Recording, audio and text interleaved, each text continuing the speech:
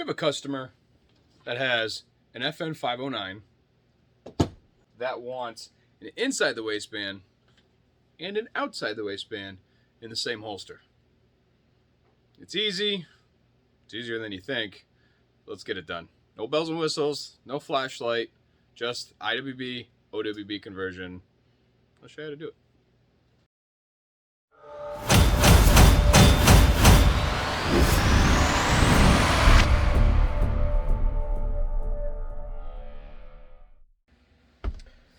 FN 509 time. Now what stinks is I actually have this for vacuum form, but the one I have for vacuum form is the compact, and this is about a 1/4 inch longer, so can't use it. Anyways, we're gonna go ahead and get this down. We're gonna use tape that can fit the upper and lower, so this corner and the corner, we're gonna use tape that can pass that, because that little extra space you have in the corners will give you extra room in that holster.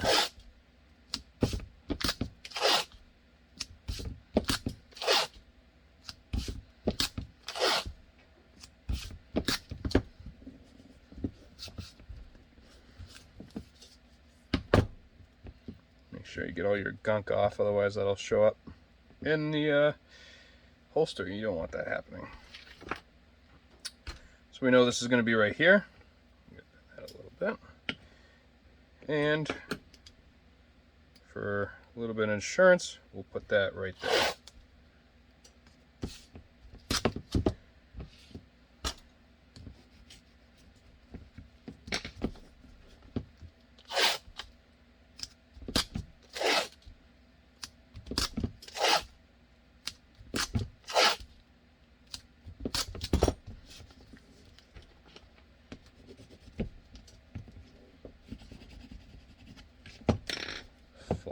Down.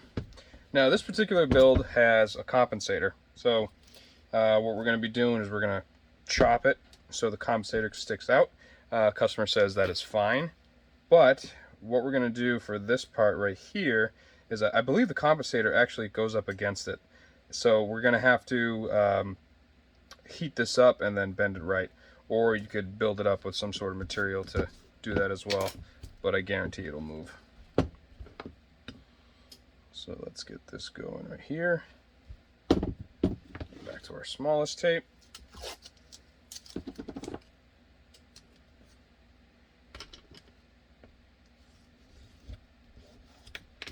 I gotta say, I'm finally feeling 100%. It's man, the month of half of September into half of October, man, that was fun. But feeling better, family's doing good, puppies are doing good. So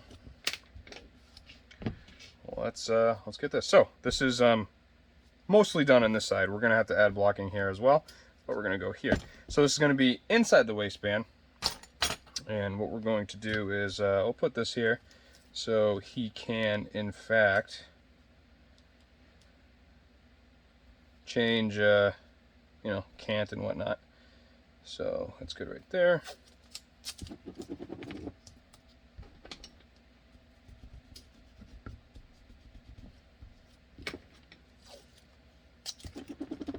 And you got to remember that this particular firearm, FNs are ambidextrous. So you will need a piece of blocking to take care of that.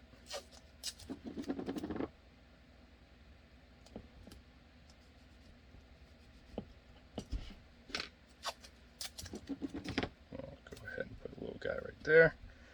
That should be good. And we're going to go back to this side. So this is, again, a paddle holster. So we're going to go ahead and put the mount, say right about there. So we'll have to get our blocking, which I normally use for a foamy. There it is.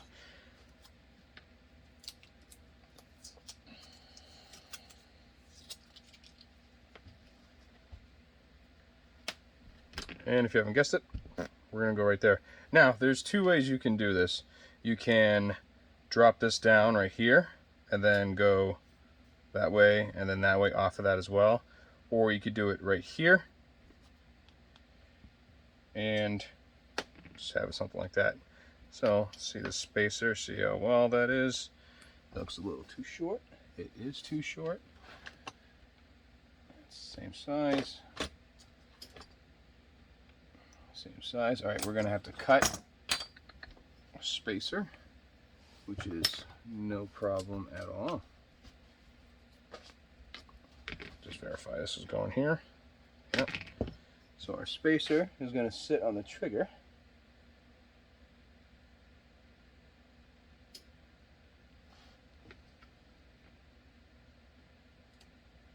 There we go.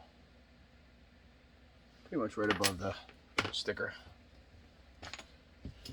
All right, put that there.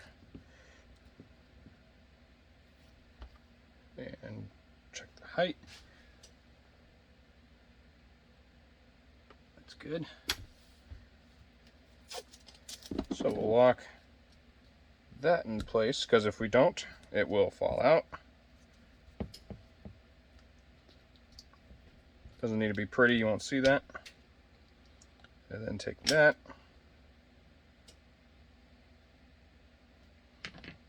Go up just a little bit. And then you're going to lock it right there.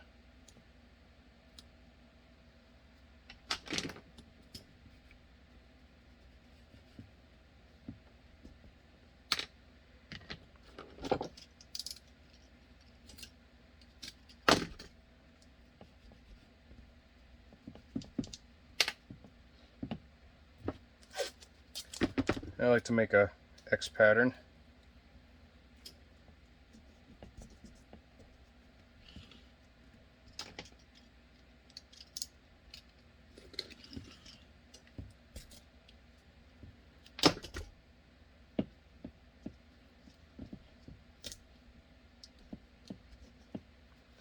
All right, the only thing left to do is put on our plate. I already have my heat press on, and go ahead, I'll find my plate, get that going, and we'll take care of it. In the press, it's going at 375 degrees for 145 seconds is what I have for my fancier studio press. Once it's done, you see I'm warming up the phone this way.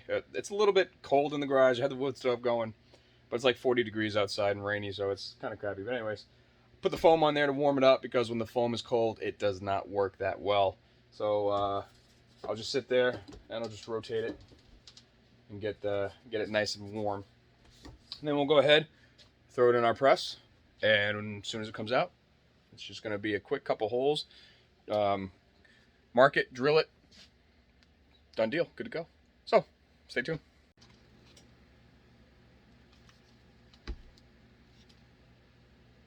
Perfect. Well, all right. All right, so we're going to mark our holes, and remember, this is going to be open bottom for the compensator. And like I said, I believe the compensators for the FN wrap up around it so it's flush. So we're going to have to make that flush right here. All right, but as far as open bottom, this is where we're going to cut. All right, which puts, okay, going right up to the trigger guard, and we'll go straight across. So, now here's the tricky part. Inside the waistband, outside the waistband.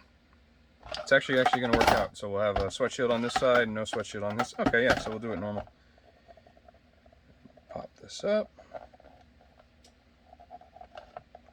So this is a full sweat shield right here. These guns are RMR cut, and I believe it goes to there. You can look at your mold or the firearm, so it goes to there.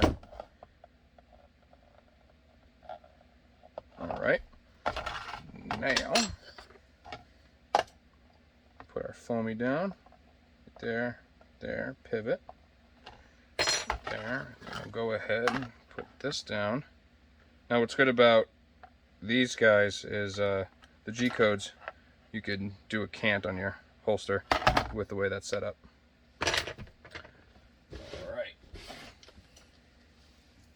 So you know how a couple weeks ago my Dremel went? Well, one of my other Dremels is starting to go, and now this old guy, see, trigger's starting to go, so you got to like ease into it. So I'm gonna have to replace this now.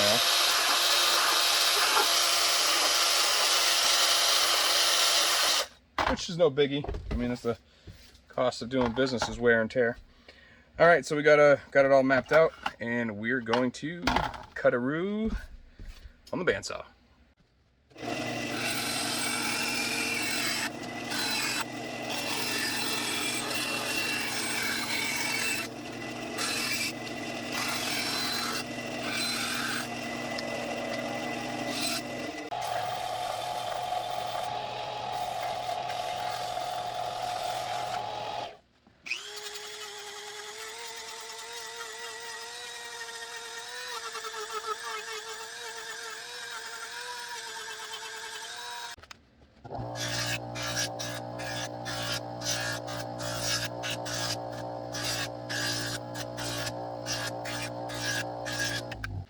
Alright, so there's two ways to do this.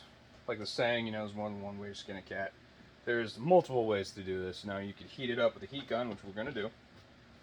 And you can take flat stock that's the same size and go ahead, bend it out, hold it until it starts to cool it off, yada yada yada.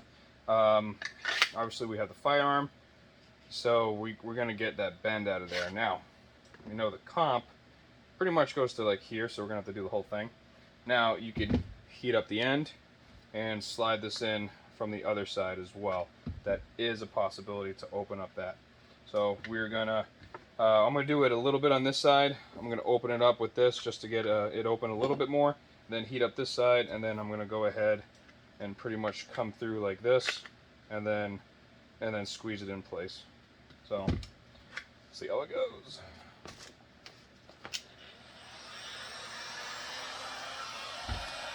I got my air ready, so once it's there, I can go ahead and cool it quick.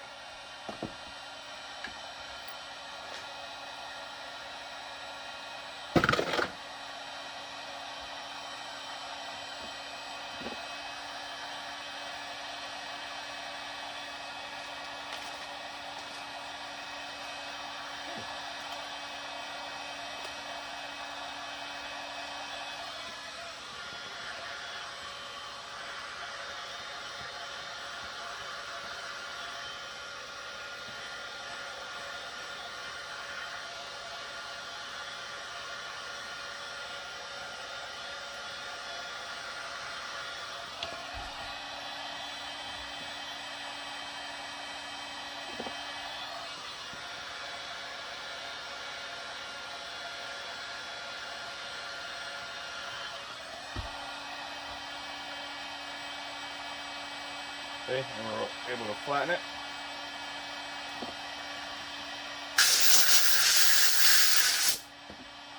See the difference? So you got a curve in, no curve in. We'll go ahead and do the other side.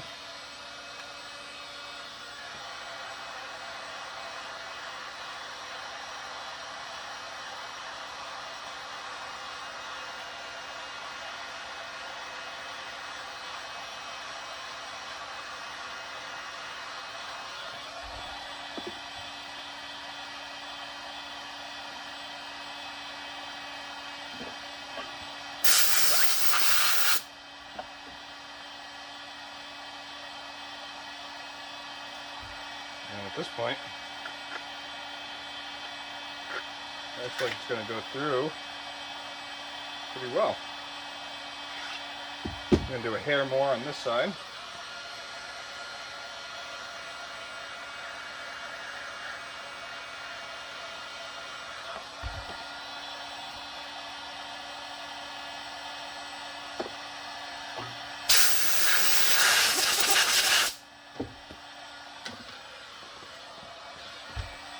And go back over to your sander.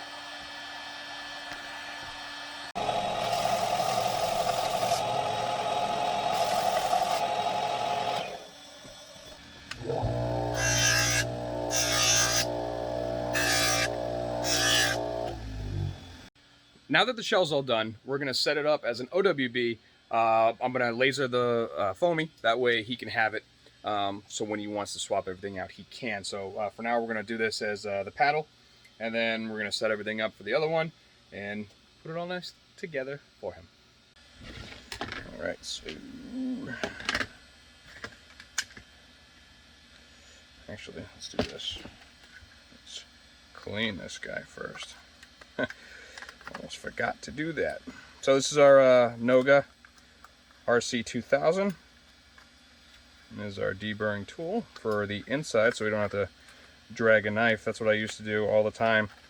And you know, you accidentally nick a side or something like that, and then it's just, you know, it looks like crap. So this stops that. Alright.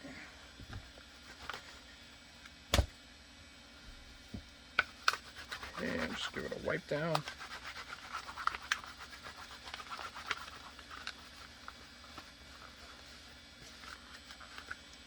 You know, from the sanding wheel and the Dremel, you get a lot of dust on all the crevices, so be sure to blow everything out and just do a good cleaning. Now, so when you drill holes together, like on pale horse molds, a lot of times you kind of get that crap in between. Sometimes they're spaced out enough where that's not there. I'm going to show you one way to take care of that, which I found is the absolute easiest. Grab a pair of hobbyist cutters. So these are pretty much just mini dikes. I've had these for many years. They're used and abused. But go ahead, flush side on one side, and then flip it, flush side in the other. And then, I mean, it's like a perfect hole, or double hole, pair of eights, or an 8, whatever. Anyways, so that's that. So let's go ahead, since it's all clean, get our retention in.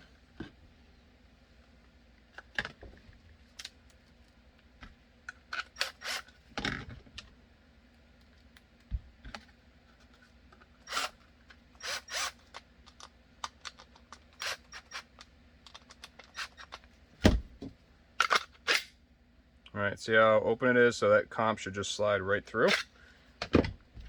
And like I said, we're going to be using the G-code paddle. This one we're not going to Loctite, only because it is adjustable and you have to take the screws out.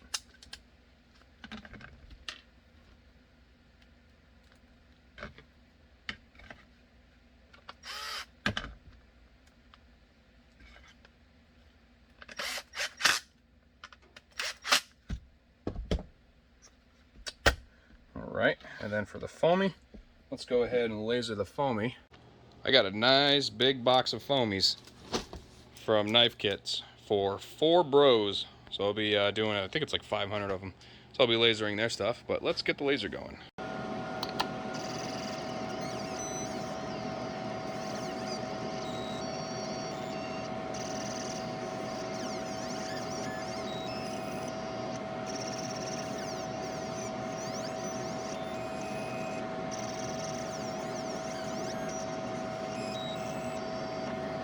And along with a little baggie, I am going to set this up and how this goes.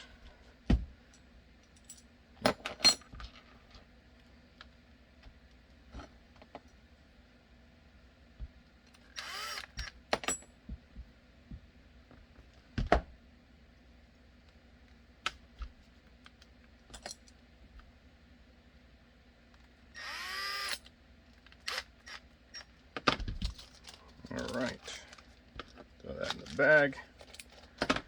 And this, here we have a right-handed FN 509. And it can be converted to inside the waistband and outside the waistband. Just a couple screws and good to go. Happy bending.